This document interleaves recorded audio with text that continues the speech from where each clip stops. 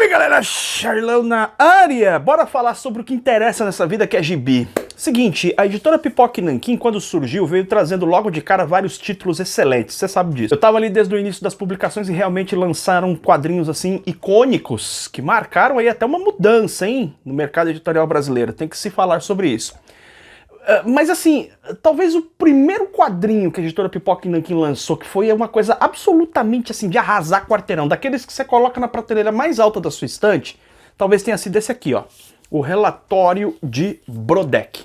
Tá? Não quero dizer com isso que a editora Pipoca Nanquim não tenha lançado excelentes trabalhos antes. Por exemplo, já tinha lançado o Moby Dick, do Chabuté, né? Dentre outros. Então, muitos títulos excelentes. Mas, cara, isso aqui é uma coisa de outro patamar, na minha opinião.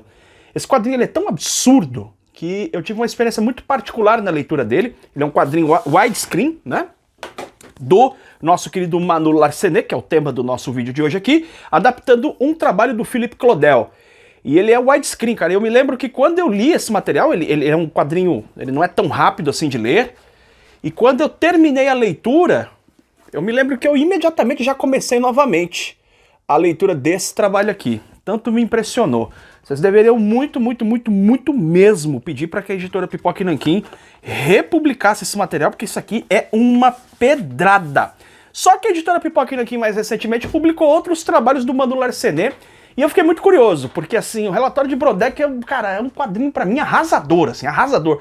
Falei, cara, como é que é o Manu Larcenet fazendo outros trabalhos? E aí eu tive a oportunidade de ler agora A Estrada, que é um quadrinho também adaptado de um romance, o romance baseado aí na obra, né, do Cormac McCarthy, A Estrada, certo? Então a gente vai trocar uma ideia hoje sobre esse quadrinho aqui, quais foram as minhas impressões sobre esse trabalho agora. Você já ouviu a expressão road movie? Aqueles filmes em que pessoas estão fazendo viagens, precisam de um ponto A para o ponto B? Pois é, esse aqui eu vou intitular de Road Comic.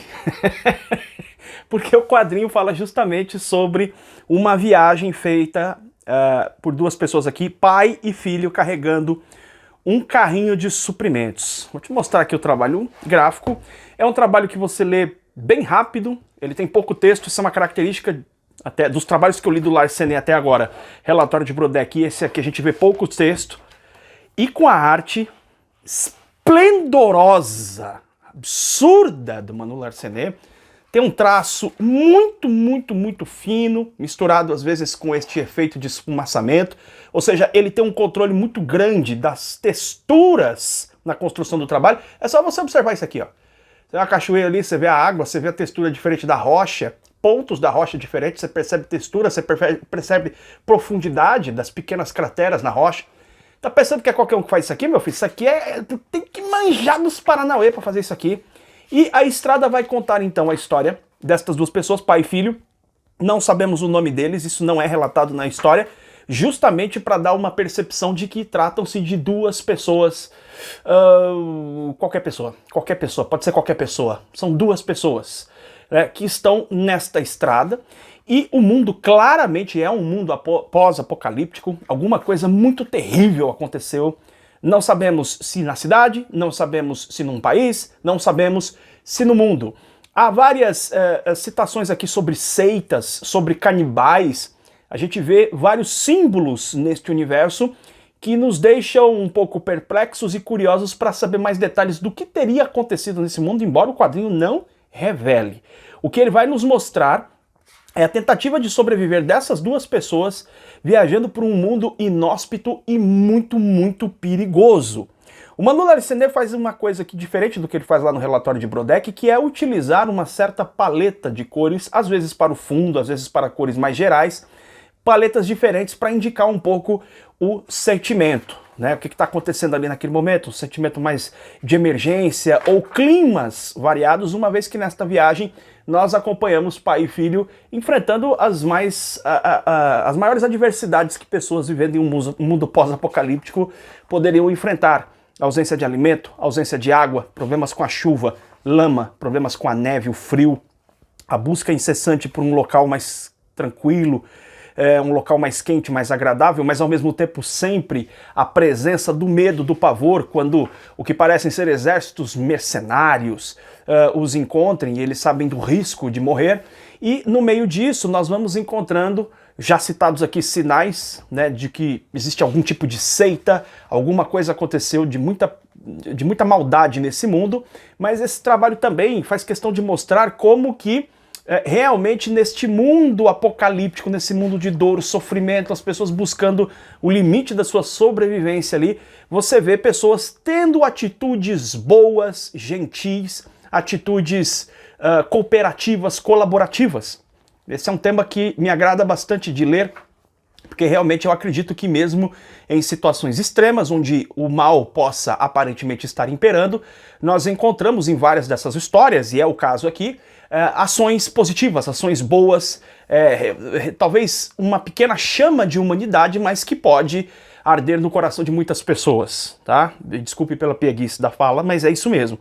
Você tá vendo aí a mudança das cores e esse quadrinho vai simplesmente te levando nessa viagem, e estes sentimentos aos quais eu estou me referindo, e elementos como seitas, elementos como o que teria acontecido com o mundo, os questionamentos que esse trabalho levanta, ele vai fazendo isso de uma forma a mostrar o que está acontecendo e não necessariamente ao dizer o que está acontecendo. Você percebe que aconteceu alguma coisa muito grave, muito pesada, mas você não tem muitas informações a respeito, e isso de certo modo faz com que você se conecte mais aos personagens, uma vez que em situações de um mundo pós-apocalíptico, a prioridade é achar comida, água, abrigo, e não necessariamente ter uma clareza, uma exatidão para saber o que teria acontecido. Inclusive a criança, faz parte aqui, o menino que faz parte dessa história, ele claramente não conhece todos os detalhes do evento, né? Imaginamos que é um evento, mas não fica claro o que é, um apocalipse zumbi, uma bomba atômica, não sabemos o que é.